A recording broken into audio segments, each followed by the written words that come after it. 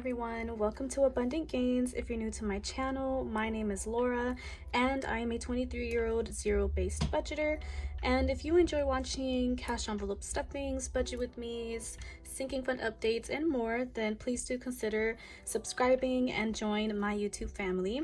Today we are going to do a budget with me video for my YouTube paycheck, or also referred to as my side income. So let's go ahead and get right into it. While I go ahead and erase all of this, I will explain to you guys my YouTube pay. When I got monetized, I decided every 6 months I was going to cash stuff my pay because it was just so little, and I was like, I'd rather just kind of wait every 6 months. But because I have gotten a lot more traffic to my channel, and now that I figured out how my I needed that. How do I get that back? Oh well, I have the video, I'll look back on it.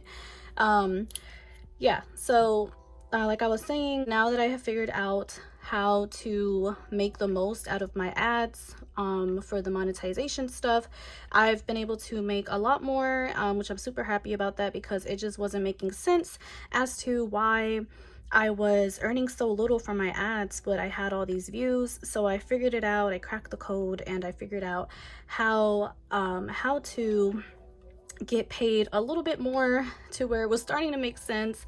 So now I don't have to wait every 6 months, because now I'm able to just do it monthly, as long as my lovely YouTube family sticks around, then I'll still be able to make these side income videos.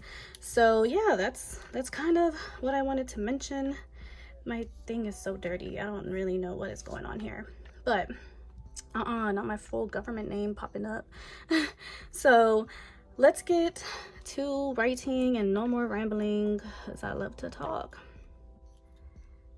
I'm just so scared I'm gonna mess this up.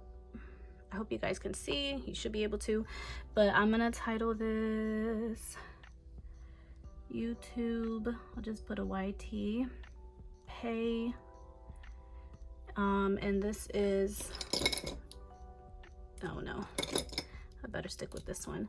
And this is for like the last 2-3 months, so we're just gonna put side income.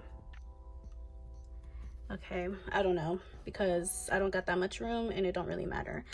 So I am going to be cash stuffing here in the total amount. I will write 528, and I'm gonna go ahead and explain that really fast. So I have my handy dandy calculator here. I was paid $352 in the month of May for my ads, which is so amazing. I've never made like barely over $100 before I cracked the code on how to get my ads to work for me. So I'm so glad that I figured it out the month that my TikTok blew out and everything, because otherwise I would literally be cashed up in like $50.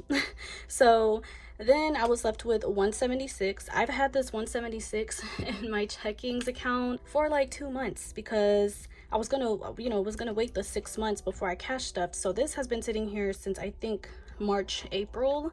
So this is from March, April together, which was 176, and then plus the May 352, which gives us 528. And instead of waiting every 6 months, like I said, I'm going to try and do this monthly, regardless of the amount, because I want you guys to kind of see what it's like to cash stuff on a much lower income, whether that's your side income or your main income, whatever the case is. So I just figured it would be kind of cool to just show you guys how you can also work with that. So I'm just going to keep sticking to cash stuffing this monthly. So let's figure out what I'm going to do. I'm not going to set aside money for my bills because I still have more than enough in there. So I'm good with that. And I'm also waiting on another side income money to come through, so I'm not really worried about that right now. I could use that money to take care of my bills if I have to. We're just going to cash stuff everything else aside from the bills. But let's start with my mini envelopes and my savings challenge. So for my savings challenge, I still have not stuffed the $90 that I need to cash stuff in there from my for my second pay of June. So I'm just gonna go ahead and scratch off another one, and I'm pretty sure I'll remember that I still got to take that 90 out. So let me grab that and see what we get. So here is my low priority savings finder. And here is the challenge. So I'm gonna grab a coin. Rude. And let me go ahead and scratch off. I don't know, I feel like the bottom looks quite empty, like down here in the middle. Let me do this one right here. This will be the full, like the first officially completed row, or second, because there's that. So $85. Okay. So 85 is what I'm going to be cash stuffing or taking out from this check. I'm gonna write down here $85. Oops. So 85, and I'm hoping that you guys can see that. And that's for the savings challenge. And then we're going to move up to my mini envelopes. And for my mini envelopes, thinking I'm just going to stick to the half thing like I did last time for my tax refund. So for eating out, it got 80 last time, but this time, of course, half of 80 is 40. So that's what I'm gonna do. I'm just gonna put 40 right here. And then groceries gets 100, but instead of putting 50, I'm just going to put 40. And then spending, usually 50, so 25. Toiletries, 20. And then invest will get the leftover money, so that is just going to be marked off. And let me add these numbers up and see what is going to be the total for my mini envelopes. So 125 is the total, and that's pretty good. So 125, and now we are left with 528, and subtract the 85 and that 125. It's going to be 318 left over for the rest of my envelopes here. And now I'm going to move over to my cash envelopes, or my variable expenses, which is my daily purchases of my needs and wants. Beauty is going to get, we'll do 20. And we'll just, yeah, we'll stick with 20. My car, will do that last. Car maintenance, getting that good old 85, it always gets. Clothing, I think is also going to get 20. And family time, we'll do, I'm not sure yet, but we'll do, let's see, debt snowball. Oh, debt snowball, I don't have that anymore because I paid off my Best Buy credit card, which is what I used to purchase this Surface Pro. So I finished paying that off. So let me go ahead and delete, because I do not have to worry about that anymore. And so that is less that I have to put into. All right, cool. I'll just do 30 for family time. For fun, I'm gonna do 15, and then gifts just 10. And car, we're gonna get to that once I finish with my sinking funds. So let me add up these numbers.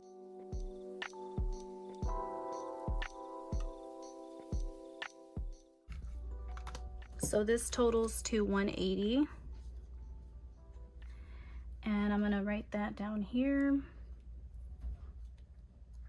180. My sinking funds is going to get somewhere around 138. And then we'll still have to go back to what we're gonna put into my car. So I'm going to do 5 for taxes. I don't like how thin this is. I need it a little thicker. Okay, 5 for taxes, so minus 5. And I'm going to do 50 for future home. So 50. 50. And I'm going to do 20 for emergency. And another 20 for medical.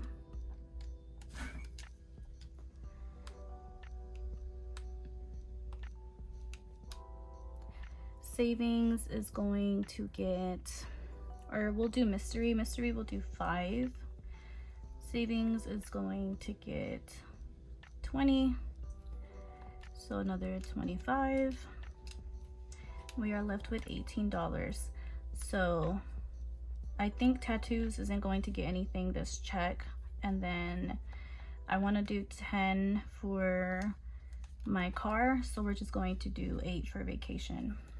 So minus 8, we're left with 10. $10. And I'm gonna add up these numbers so that I can total it up right here.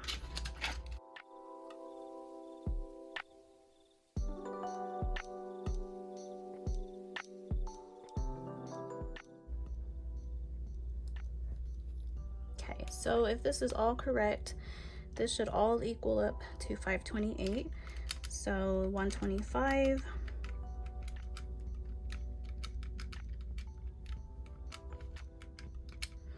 And there it is, 528. So for my sinking funds, it is 138 plus the savings challenge. It's 223. And I'm gonna write that right here.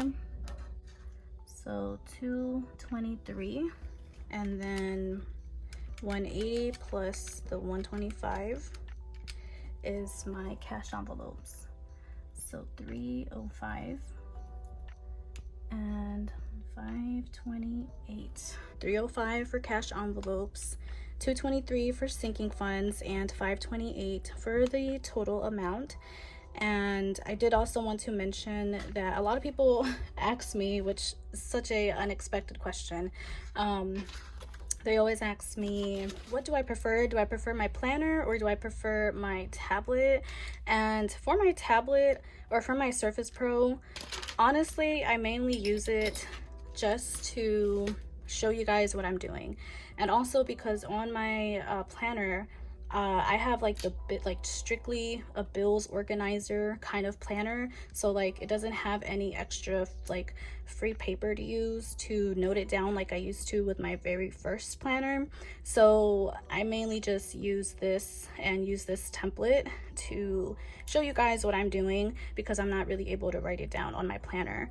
But I honestly prefer my planner. I'll always prefer my planners and stuff. It's just so much easier to access and easier to maneuver than to download a file and try and figure it out, because when I first got this, I could not figure out how to edit and write on this at all. I am not the most tech savvy person there is. So personally, I like my planner, but I use this to just show you guys what I'm doing and to make it easy to follow. So that is my answer to that question that I've gotten many times, very unexpectedly. I hope you guys enjoyed this budget with me, and I hope that you guys have a great weekend because it is Friday tomorrow. So that is all for today, and I'll see you guys in my next video. Bye.